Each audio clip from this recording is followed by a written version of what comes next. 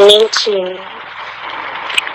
కనికరము ఎలా పనిచేస్తుంది అని ప్రభు తనదైన శైలిలో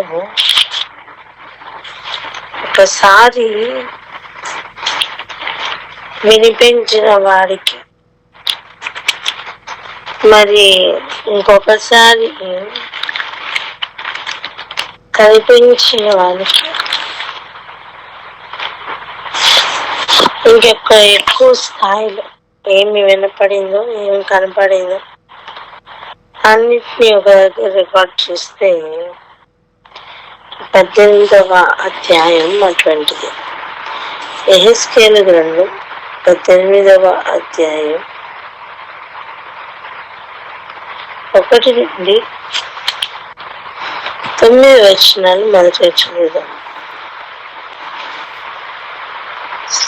యెహెజ్కేలు గ్రంథం 18వ అధ్యాయం 1 నుండి 9 వచనాలు. మరలా యెహోవా వాక్కు నాకు ప్రత్యక్షమై ఇలా సెలవిచ్చెను, తండ్రులు ద్రాక్షకాయలు తినగా పిల్లల పళ్ళు పులుసునని మీరు చెప్పుచూ వచ్చెదరే.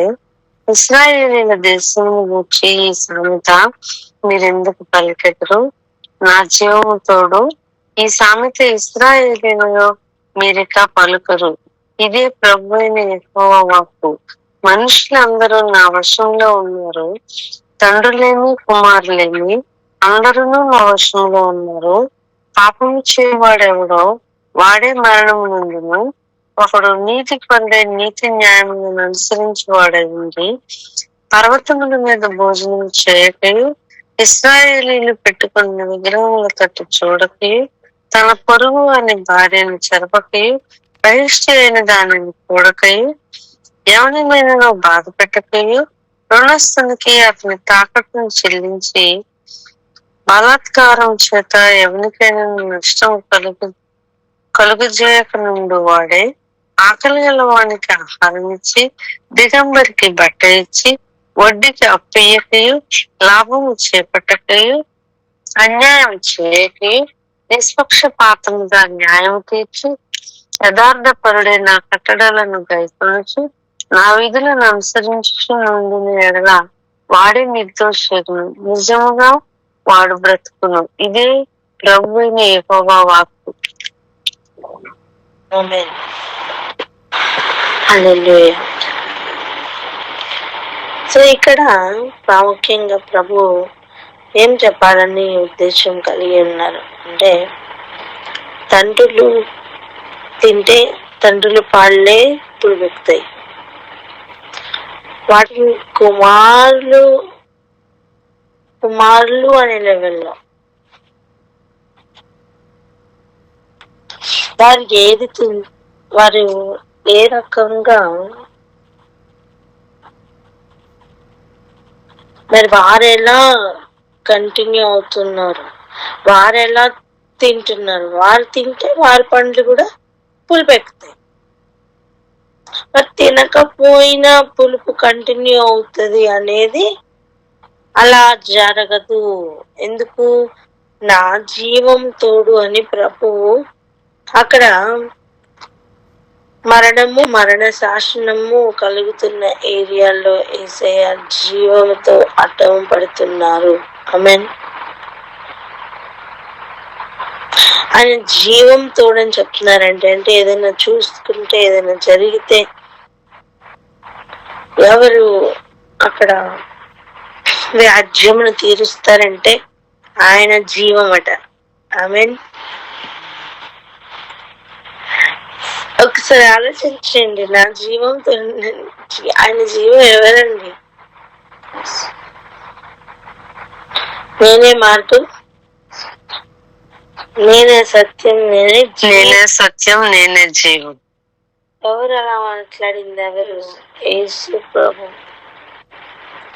తండ్రి అయిన దేవుడు చెప్తున్నాడు, నా జీవం తోడు. ఎవరండి ఇప్పుడు ఆయన జీవం? ఎవరు? యేసయ్య.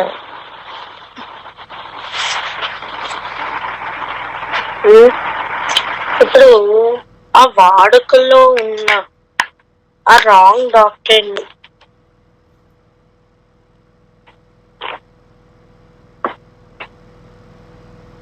ఆ రాంగ్ సామెతని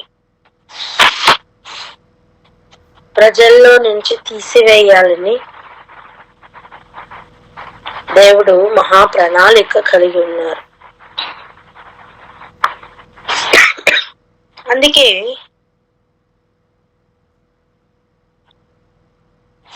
ఆ కాలంలో అని ఆయన చెప్తున్నారు. ఇర్మియా గ్రంథంలో ఆ కాలంలో అని చెప్పినప్పుడు ఎహెజ్కేల్ దగ్గర కూడా ఇకను మీరు అలా చెప్పకుండా నేను చేస్తాను, నేను కదులుతాను అని చెప్తున్నాను. ఒకటే, తండ్రుల దగ్గర పాపం ఆగిపోవాలి. పిల్లల మీదకి దాని యొక్క ప్రభావం పడడానికి వీలు లేదు. అంటే ఎవరో క్రయధనం చెల్లించాలి, అందరి గురించి క్రయధనం చెల్లించి ఇంకా అయిపోయింది అన్నంత పని చేసింది ఎవరు అంటే యేసు ప్రభు.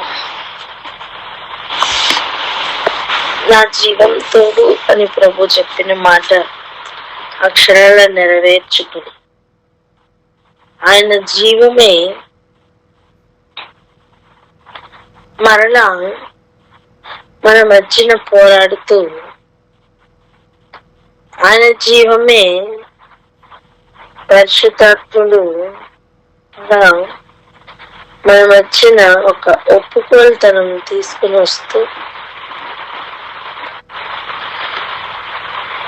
అందరి ఎడల ఆయన కలిగి ఉన్న గొప్ప ప్రణాళికలోనికి తీసుకుని వెళ్తూ ఉన్నారు. దీనిలో ఆటంకంగా వస్తున్నవేనండి ఈ సామెతలు. చూడండి, అందరినీ కరుణించాలని ప్రభుకున్నప్పుడు ఆ కరుణ ఎవరు పొందకూడదని కొంతమంది మీద బురద జల్లుతూ ఉంటే దేవుడు ఊరుకుంటారా? నిజానికి నువ్వు కంప్లైంట్లు చెప్పే కొద్దీ వాళ్ళ మీద కనికరం పెరిగిపోతూ ఉంటది. ఆమేన్.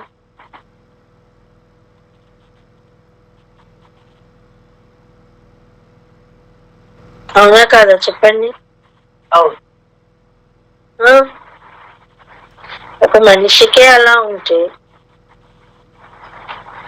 దేవాది దేవునికి ఎలా ఉంటుందండి? ఇంకే ఇక్కడ చెప్తున్నారు,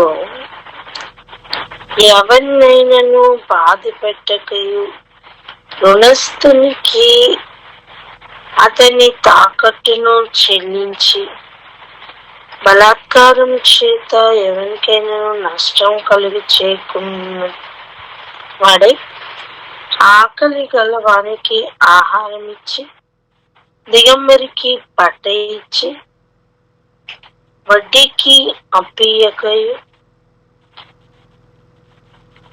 లాభం చేపట్టకి అన్యాయం చేయకుండా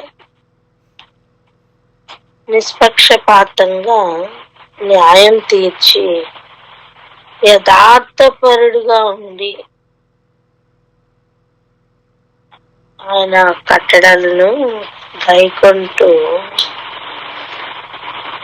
ఆయన న్యాయ విధులను అనుసరిస్తూ ఉన్నవాడే నిర్దోషి అగును అంట. చెప్పండి, ఎవరు నిర్దోషి? ఇప్పుడు చెప్పినవన్నీ చేసిన వాడే నిర్దోషి. దీంట్లో ఏది తప్పిపోయిన వాడు నిర్దోషి అవుతాడా? చెప్పండి, అవడు. సో ప్రభు ఇక్కడ మనకు నేర్పిస్తున్నది ఏంటి అంటే, నిజముగా వాడు బ్రతుకును అంట. ఇదే యెహోవా. ఆయన ఎంత తరచి చూసినా సరే ఇవే క్వాలిటీస్ కనపడినప్పుడు వాడు నిర్దోషి కాదా? డెఫినెట్ గా వాడు నిర్దోషి అవుతాడు. అంతేకాదు, వాడిని పట్టి లాగి ఉంచే అంత హేతు ఏది కూడా అక్కడ లేదండి.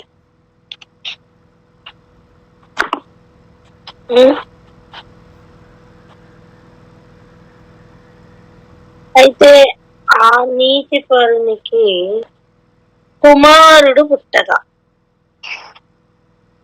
అంటే ఇక్కడ ఎవరిని నీతిమంతులుగా చూస్తున్నాం? తండ్రిని. ఇప్పుడు మ్యాటర్ ఏంటి? అటువంటి నిర్దోషికి కుమారుడు పుట్టాడట. పుట్టగా వాడు బలత్కారము చేయవాడై, ప్రాణహానికరుడై, చేయరాని క్రియల్లో దేనినైనా చేసి, అంటే ఏదేది చేయొద్దని చెప్పారో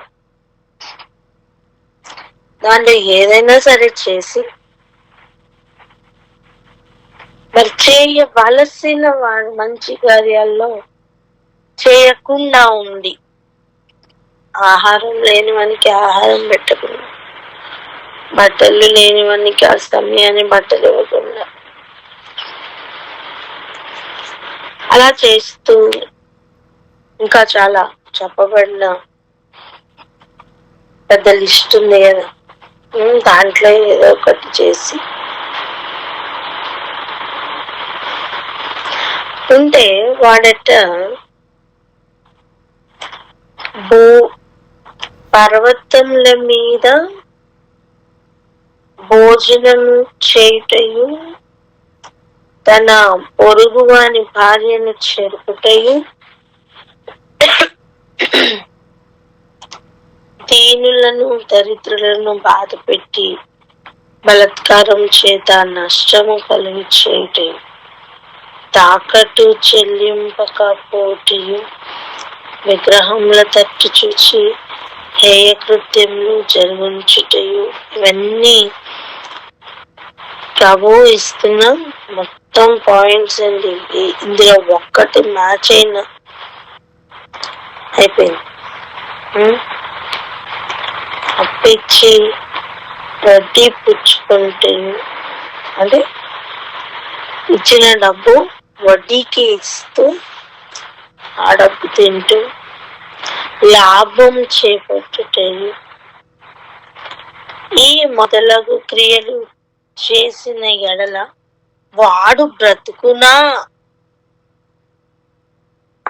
ఇక్కడ ప్రభు ఒక ఎగ్జాంపుల్ చెప్తున్నారు. తండ్రి ఏమో యథార్థపరుడుగా ఇవేమి చెయ్యకుండా బ్రతికారు, కానీ వానికి కుమారుడు పుట్టి వాడు ఎదిగిన తర్వాత ఇవన్నీ క్రియలతో ఉంటే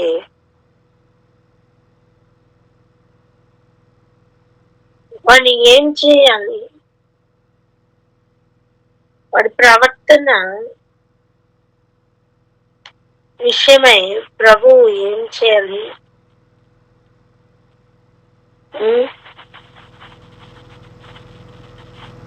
చెప్పండి. ఇప్పుడు తండ్రి యొక్క పళ్ళు పులిసేయ, కుమారుడు పళ్ళు పులిసేయ, కుమారుడు పళ్ళు పులిసేయ.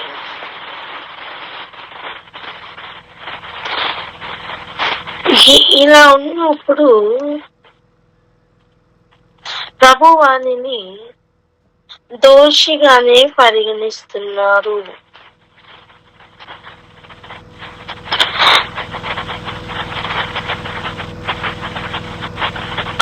వాడి దోషంను బట్టి అక్కడ చూడండి 17 వచనం ఒకసారి చదవండి. 16, 17 వచనాలు ఒకసారి చదవరా?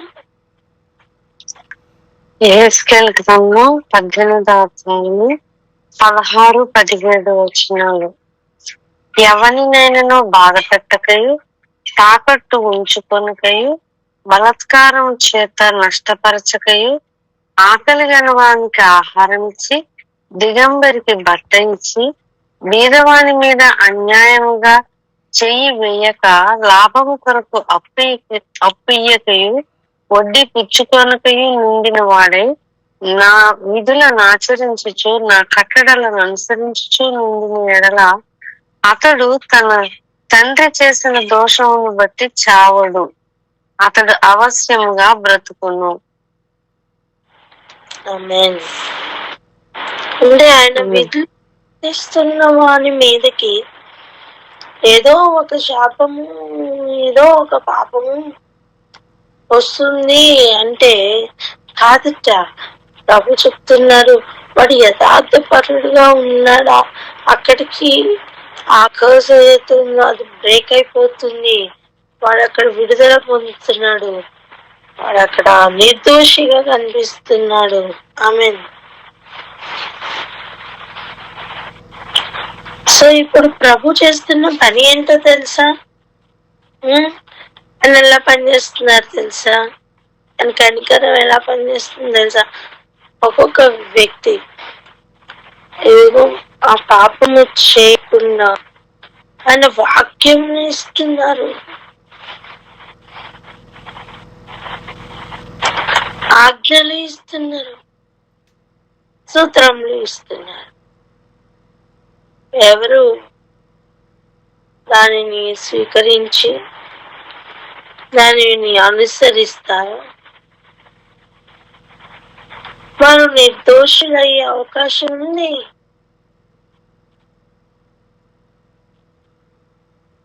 ప్రభు అదే చెప్తున్నారు, దోషము కంటిన్యూ కాకుండా వారి ప్రవర్తనను బట్టి వారు నిర్దోషి అయ్యే అవకాశం ఉంది అని. సో ఆ సామెతను పూర్తిగా వ్యర్థపరచాలని ప్రభు వెయిట్ చేస్తున్నప్పుడు ఇప్పుడు గమనించండి, మనం దాన్ని అర్థం చేసుకోకుండా తీర్పు తీర్చామనుకోండి, దేవుని దృష్టిలో ఎవరు దోషి అవుతారు తెలుసా? దేవుని దృష్టిలో ఎవరు దోషి అవుతారు? అప్పుడు మనమే అని చెప్పండి.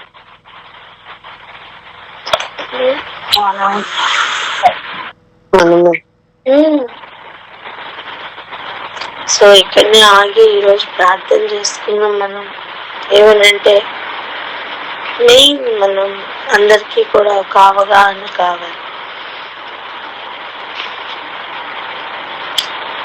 అనవసరమైన తీర్పులు తీర్చే పనిలోకి మనం వెళ్ళద్దు. వీడు ఎందుకు ఇలా ఉన్నాడు, వాడిగా వీళ్ళ పితరులు చేసిన పాపమా లేదా వీడు చేసిన పాపమా, అలా అలాంటి మాటలు మనం మాట్లాడకుండా జాగ్రత్త పడము. దేవుడు కొంతమందిని గుణపరచడానికి ఇస్తారు, కొంతమందికి బుద్ధి చెప్పడానికి, కొంతమందిని హెచ్చించడానికి, ఇలా వేరియస్ రీజన్స్ తో ఆయన కదులుతూ ఉన్నప్పుడు ఆయనకి ఒక సైన్యంలో సహకారంగా ఉందాం తప్ప ఈ లేని పోని మాటలు మన నోట రానివ్వద్దు. ప్రార్థన చేసుకుందాం అక్క.